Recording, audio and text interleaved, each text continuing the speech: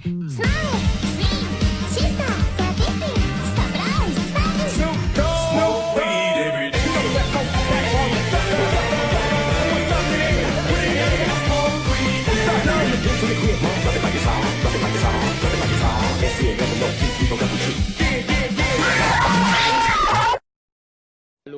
how are you? I am under the water. Please help me. Here too much raining. Assalamualaikum warahmatullahi wabarakatuh. Halo semuanya, kami dari kelompok 4 dan selamat datang di, ya bisa dibilang, Radio Filologi. Tempat di mana kita bahas hal-hal yang udah ribuan tahun umurnya, tapi anehnya masih relevan sama hidup kita hari ini. Saya tahu topiknya kedengaran berat, tapi percayalah, ini cuma obrolan ringan tentang hal kuno yang masih punya napas. Hari ini kita bakal ngomongin tentang filologi di India. Nah, sebelum lo mikir, apaan tuh filologi? Gampangnya gini, filologi itu seni baca teks kuno. Bukan cuma dibaca, tapi dibongkar maknanya, dikulik sejarahnya, ditelusuri siapa yang nulis, kapan dan kenapa ditulis begitu. Jadi, kalau lu pernah ngebayangin orang nyari makna hidup lewat buku tua yang udah rapuh, ya tentu itu kira-kira kerjaan para filolog. Dan India itu surganya filologi. Pertama, kapan sih filologi itu mulai berkembang di India? Jadi begini kawan-kawan.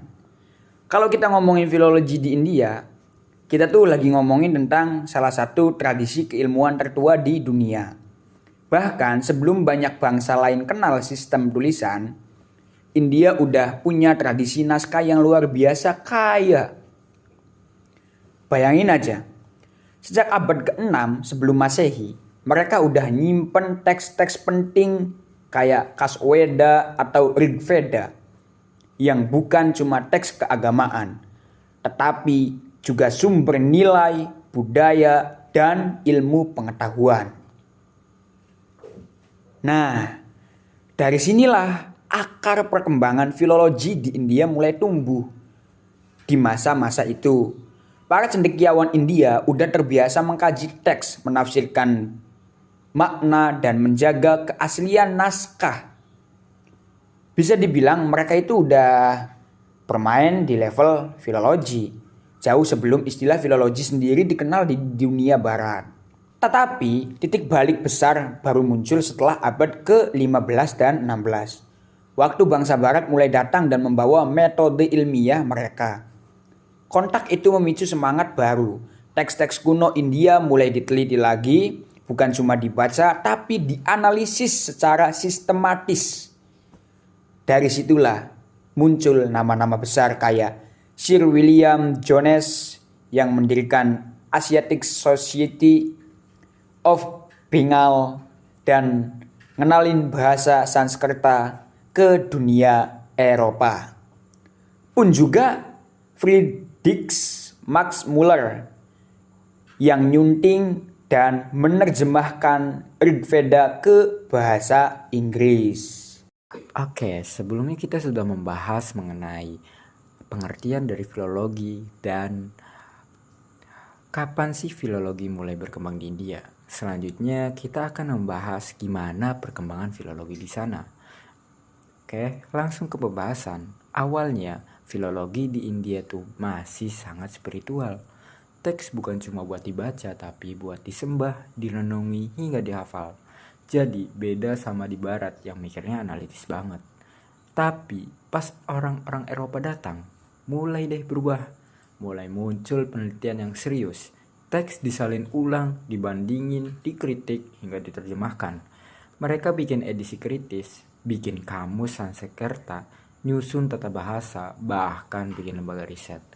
Buat India sendiri, ini semacam pisau bermata dua. Di satu sisi, keren.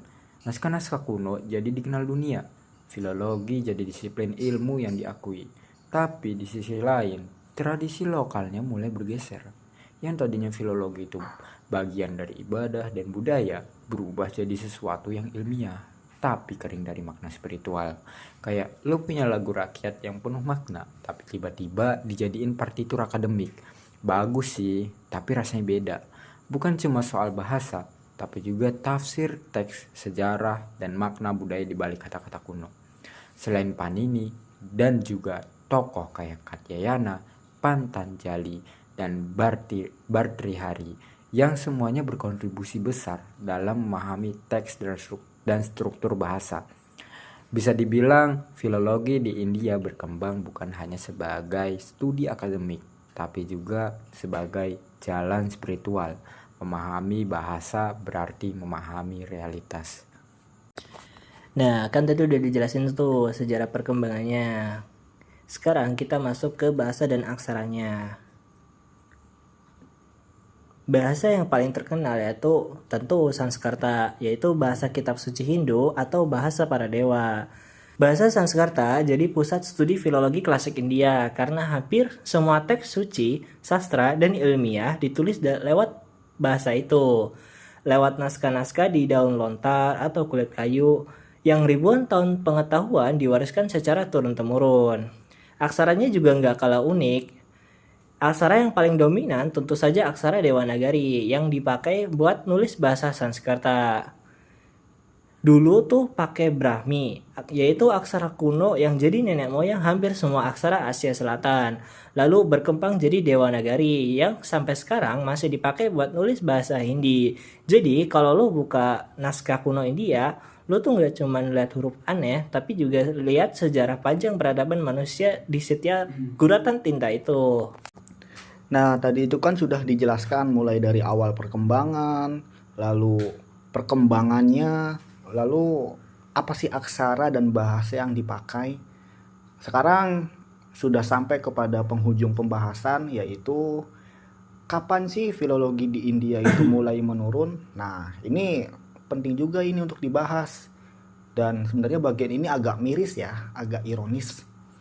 Tapi perlu diketahui bahwa filologi India itu sebenarnya nggak pernah benar-benar hilang. Tapi dia itu sempat pindah jalur. Sejak kapan? Ya sejak abad ke-19. Dimana pada abad itu tuh sistem pendidikan barat mulai masuk ke India.